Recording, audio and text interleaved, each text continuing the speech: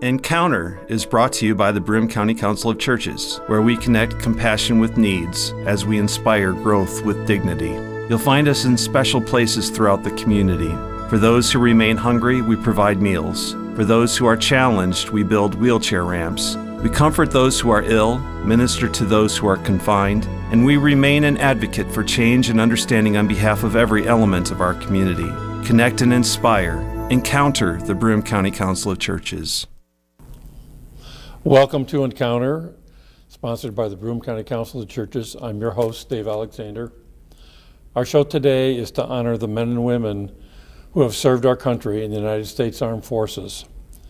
It's my pleasure to introduce Arslan Kachadourian, who is from the 1st Ward, American Legion Post 1254. That's correct. You are called Mr. Trumpet, and we'll kind of go into that in a minute.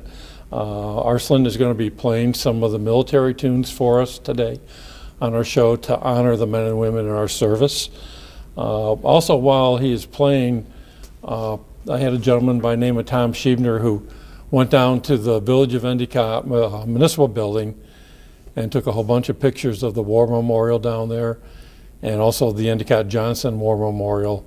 And if anybody hasn't had time to ever visit this, it's a wonderful place to go down and just walk through and see all the names. Nice. There's a little granite stone for everybody that died from the Village of Endicott. And then you have the Endicott Johnson Memorial honoring the people that worked for Endicott Johnson that died. So we have a lot of memorials in Broome County honoring our men and women. So welcome today to the show. And I guess what I'd like to ask you first, tell us a little bit about yourself. I know you were raised in the 1st Ward, right? And how you got into playing the trumpet. Well, the reason how I got into playing my instrument, I lived in the 1st Ward. It's like the melting pot of of Binghamton. And I peddled newspapers there, and I lived on the corner of Jarvis and Clinton Street. And I was born in that building there on that corner. And our route was quite large, and how I got started playing the trumpet was I went to a gentleman by the name of Mr. Brown. He was a black gentleman, and there was a picture of Louis Armstrong on the wall, and I came back home and I said, I want to be a trumpet player like Pops. that was his nickname, Pops.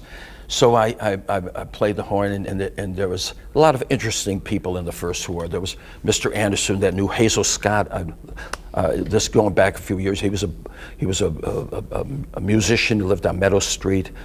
But I played as a younger gentleman, 7 years old. I played in the Navy. I was with Com 6th Fleet, and I played for the officers. I played Arlington. Played in the Blue Note in New York City.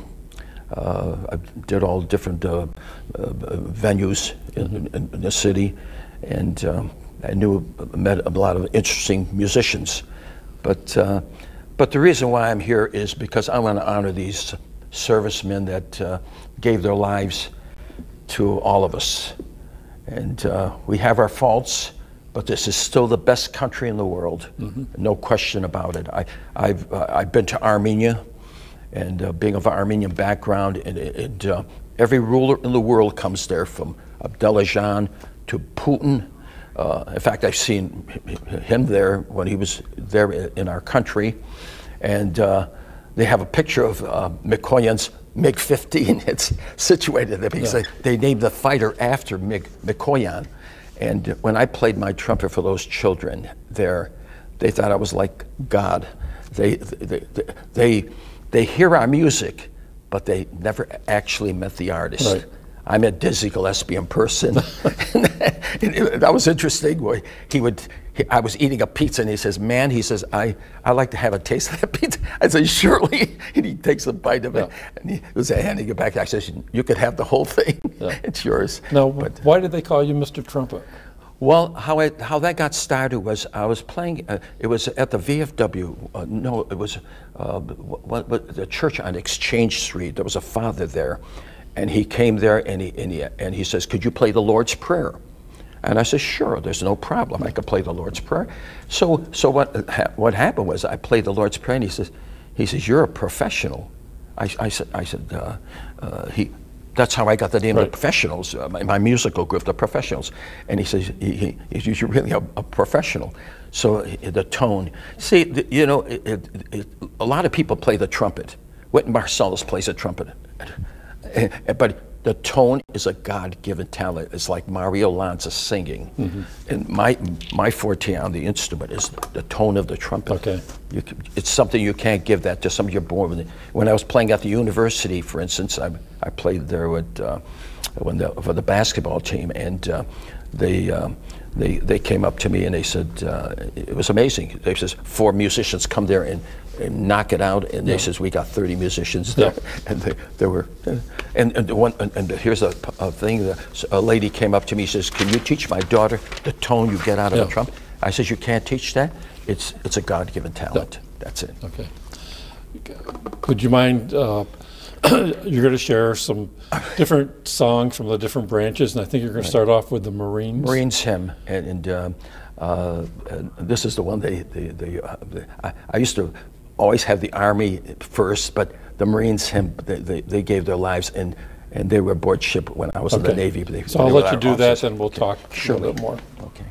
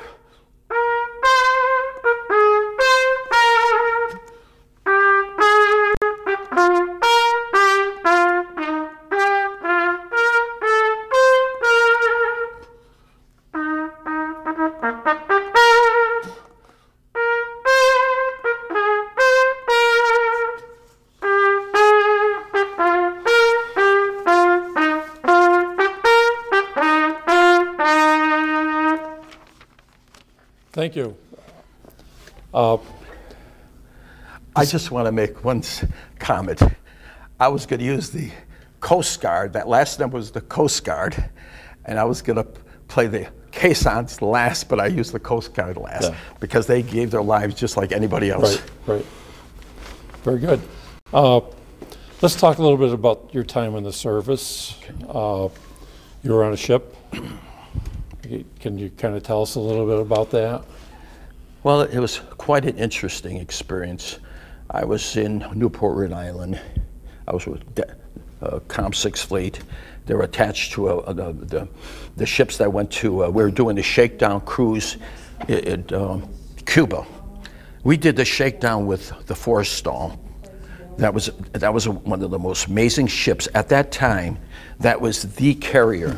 You know, now they have the Enterprise and the Consulate and all these other ones. But you know, we operated with the 3 largest battleships in the world at that time. They had the Iowa, the Wisconsin, and the New Jersey. And then knowing by being in the Navy, the New Jersey was a sister ship to the Missouri. It was the same class. And when we were traveling across the Atlantic, we traveled with battleships and destroyers and you name it. And I did all the bugle calls. I did for Vice Admiral Brown. Vice Admiral Brown was on the Salem. It was a heavy cruiser, 8-inch main battery, and the battleships had 16-inch guns.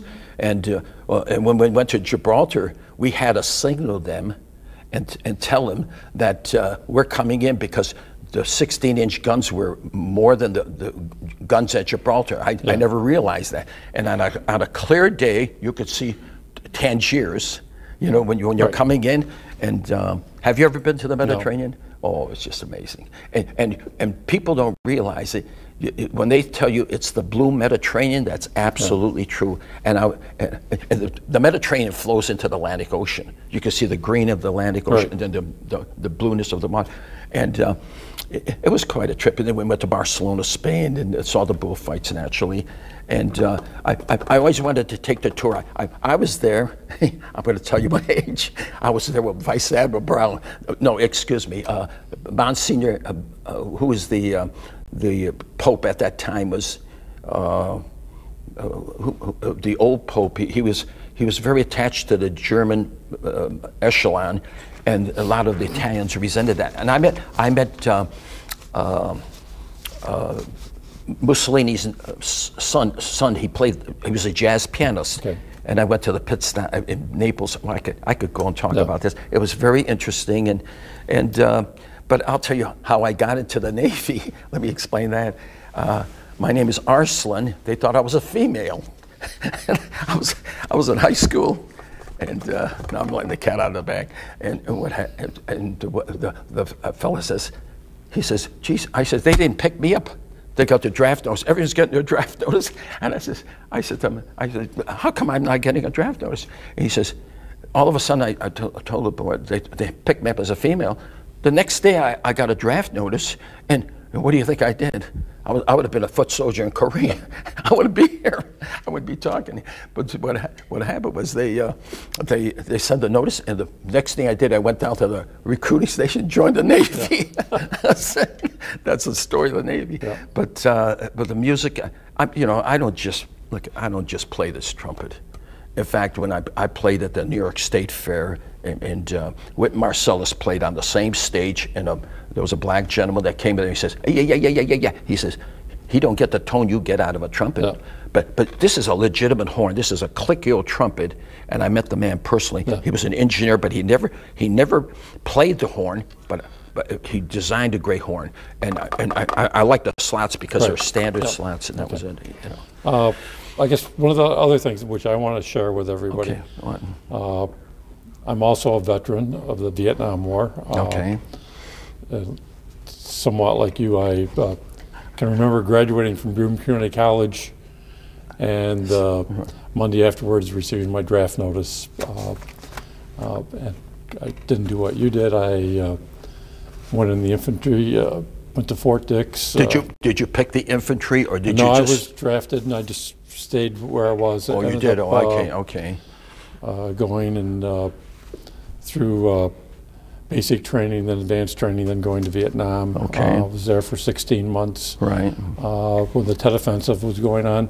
And for anybody who's never been in the service, I mean, I always tell people I came away with so much patriotism, and it really bothers me a lot of times when you see the young people who disrespect our flag. That's true. And one of the biggest things for me was when I came home in the middle of 1969, everybody looked down on you as a veteran because they were against the Vietnam War.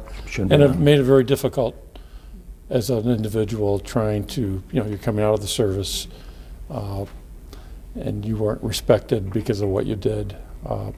So, I mean, I think we need to really honor the men and women who serve our country. Absolutely. Especially the ones that are overseas right now. People don't realize what they go through. I really feel for the boys overseas right now. I always talk about them. I go to the vets' place and I feel for them. We're not perfect in this country, but at the same token, it's still the best country in the world. Right. And when I was over in Europe and even in Armenia and saw those children there, everybody wants to come to America. Right. And then when I see people discrediting the American flag and this sort of thing, that just hits home with me. Right. That's true. I'm for that 1,000%. And a lot of military people, they says, well, I never went overseas. I was on ship all my time. Right. I was aboard ship, and I says, you know my answer to them was, I says, you were lucky. I says, a lot of these boys we were the lucky ones. Yeah. A lot of times my brothers and sisters, my brother, Dr. Kachadourian, he was a vascular surgeon. He was, and he not only a vascular, he was a general surgeon, and he was in Atlanta, Georgia, and they said, it's not the rank you had. They says, how many stars do you want, Doc, to stay in? They says, what do you want to come back to Binghamton, New York, a horse? Yeah. That's a true story. Yeah. And my other brother, we hit every branch. My other brother was a flyer in the air, navigator pilot in the Air Force. Henry, and my brother was Dr. Kachadourian, Air Snakes Kachadourian, Henry Kachadourian, and I was in the Navy. We hit every branch, Navy, Army, and my mom. I can tell you about my mother. I had great mother and father. Oh God! I think that's for another time. Okay. One of the things I'd like to do is found this little thing as I was researching some material for today's show, and I'd like to read it to everybody, and then I think I'm going to have you play some more for us. It is the veteran, not the preacher, who has given us the freedom of religion. It is the veteran, not the reporter, who has given us the freedom of press. It is the veteran, not the poet, who has given us the freedom of speech. It is the veteran, not the campus organizer, who has given us the freedom to assembly. It is the veteran, not the lawyer, who has given us the right to a fair trial. It is the veteran, not the politician, who has given us the right to vote. It is the veteran who salutes the flag. That's right. And it is the veteran who serves under the flag. And I guess one of the things which really strikes me, going down to Endicott and walking through the memorial, the one big plaque there says the price of freedom isn't free. And if it wasn't for all the men and women who have gone before and given their lives for us, we wouldn't have the freedoms that we have today in our country. And I really, on Tuesday, November 11th, it's important for everybody out there to go up and tell a veteran thank you for their time and their service. These men and women need to hear that their work was appreciated. Too often, nobody appreciates what a veteran has done. And it's not only the men, it's the women. I know, like in our own community, Endicott Johnson, if it wasn't for them, they made all the military shoes for the men and women in Korea. And Korea. So, I mean, we're very fortunate. We came in a community that I think was very patriotic. We had companies that did a lot for the men and women in the service. So I guess it's my way of saying I really appreciate what all the veterans have done for us, and we really need to tell them thank you. And especially when I see a World War II, if anyone sees a soldier, like if you're in the mall or any place in town, you go there and salute those World War II veterans, because they're worth all the salt in the world. Right. You can't say enough about those fellas. Yeah. I see them, I say, congratulate me. As being a Korean veteran, I salute them. Yep. They're amazing. And the post I'm with is 1254 First Ward. Yep. And in fact, I was with a different legion, but these folks says, this is the legion you should be in. I was born and raised in the First Ward. Right. And it was an Endicott Johnson baby, and I want to get into that. Yeah. But most of the people in Johnson City were Johnson City babies. Right. And a lot of people didn't realize, George F. Johnson, every time you had a child, they gave you a silver dollar.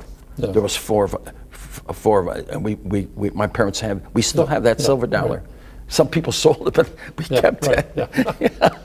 I don't know if you knew that or not. Okay, I think if you could, would you share some more music? Maybe we could just go through the ones that you just played for us.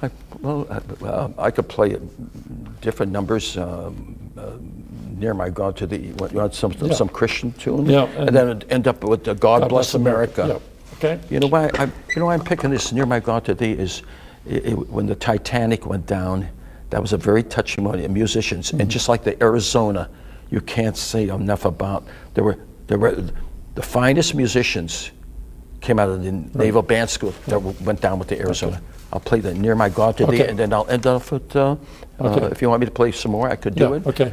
And I could play the God Bless America. Okay. Very good. Okay.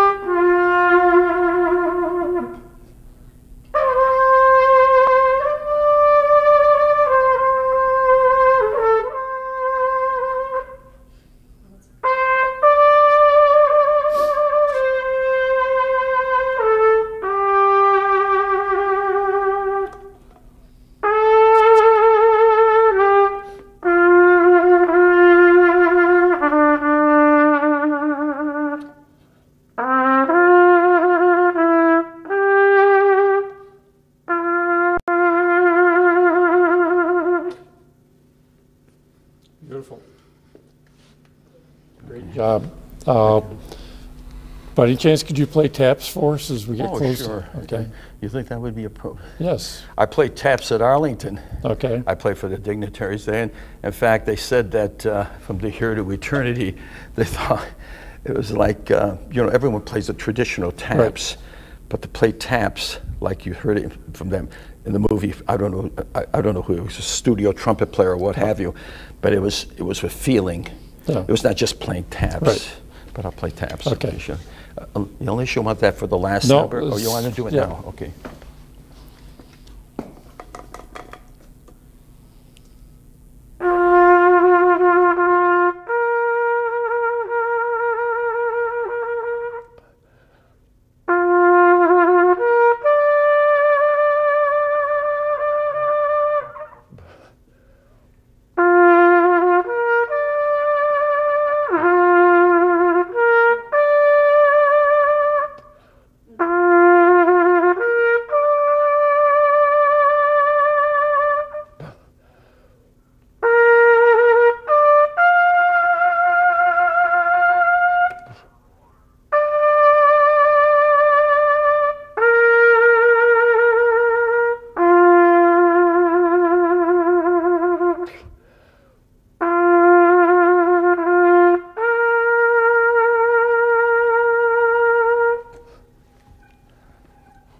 Playing God Bless America one more time for us.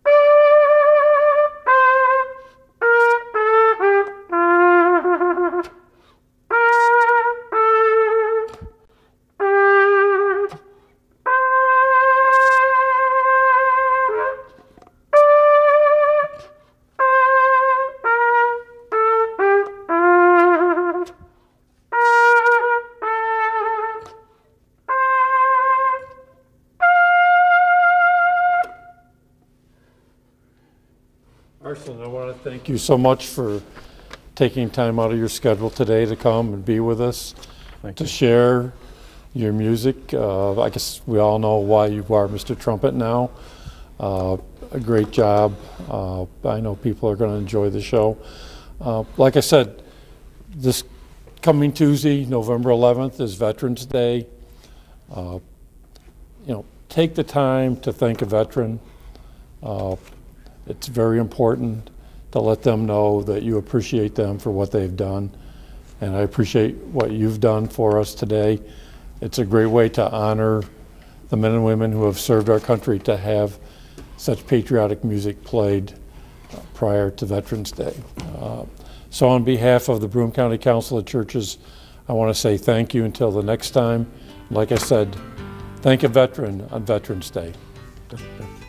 And I'm glad I'm